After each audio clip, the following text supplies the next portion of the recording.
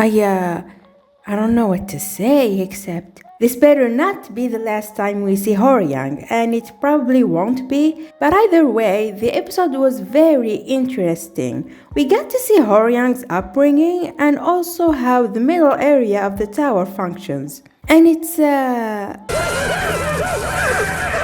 yeah, Leroru mentioned it in season 1, but he failed to mention that it's only meant for the elites, who have a tendency to abandon their children there.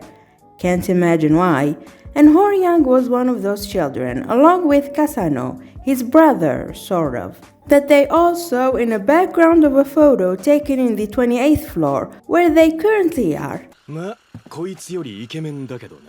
Hey, don't do him dirty like that, he's a handsome guy. And he finally found that someone he was looking for. I already knew he was looking for him because he was in the intro, but what I didn't know was that he was the one who defeated Hats. I knew it wasn't Rob Devil, but that's because I didn't think he could be defeated. Not by a regular at least, but that's beside the point. We now know Horyang's life story, who was abandoned and sold off to a research facility where he met Kasano to be experimented on, and they were essentially treated like guinea pigs. They even gave them numbers instead of names and everything. The only one who was treating them like humans was a research assistant named Sophia.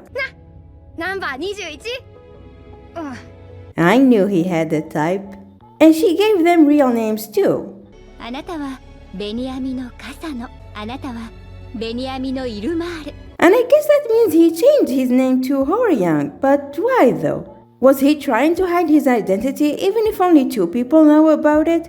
Or his name brought him so much pain that he had to give himself a new one? Or he just changed so much that he thought he doesn't deserve it anymore, which I think is most likely.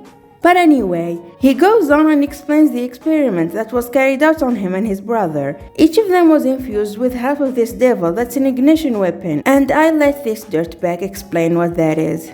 指導武器は魂そのものの神の水と同化した武器のことだよ。 The procedure was extremely painful, and it was done to so many children before Horyang and Kasano who didn't make it.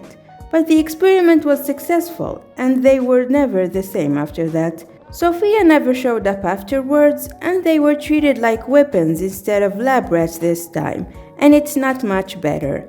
And while he was being shipped somewhere, Hidon came to him and chose him to become a regular. But he stopped after he got to the 20th floor because he didn't feel right using the power that claimed so many lives before he got to have it. And he only decided to continue when he heard that his brother is climbing the tower to look for him. So he has to leave and go see him. Everyone else was happy for him now that he finally found him and wanted to go with him to see his brother, but Horyang didn't look happy about it, which Bam took notice.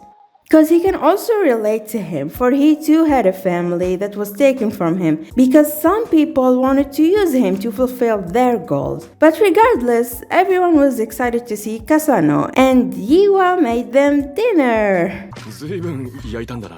They're shaped nicely, I'll give her that. And I love that Wongnan made Bum eat one. He's part of the team and they all have to suffer together. Aw, that's so sweet. They really are helping him return to his old self. But this can't last, because later Horyang revealed to him when they were outside that he only followed him to know about the skeleton thing that showed up in the first episode and the 8th that made him heal fast from his injuries, because that is also an ignition weapon. So he thought that Fag may have had a hand with the experiment. Bam, however, doesn't know anything about it, and he obtained that weapon because he asked Jinsung for the power so that he never has to say goodbye, and he gave him some of it through that weapon. Horyang then wanted to make it clear that he knew Bam wouldn't have hurt anyone to gain more power before he leaves to see Kasano, and that he considers them all his family. Bam tried to reason with him, but it didn't work, and the rest of the team doesn't know he left yet. And now I'll talk about Kun. He asked Emily where Bam is, but she doesn't know. So he asked her who told her that he's alive.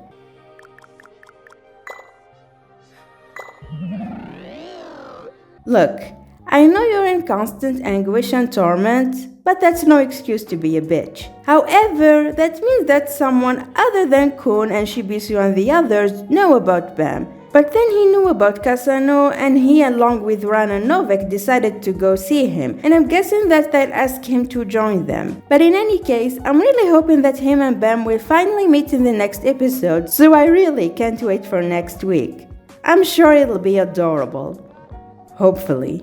Anyway, that's all I have to say. Thank you so much for watching, and I'll see y'all next time.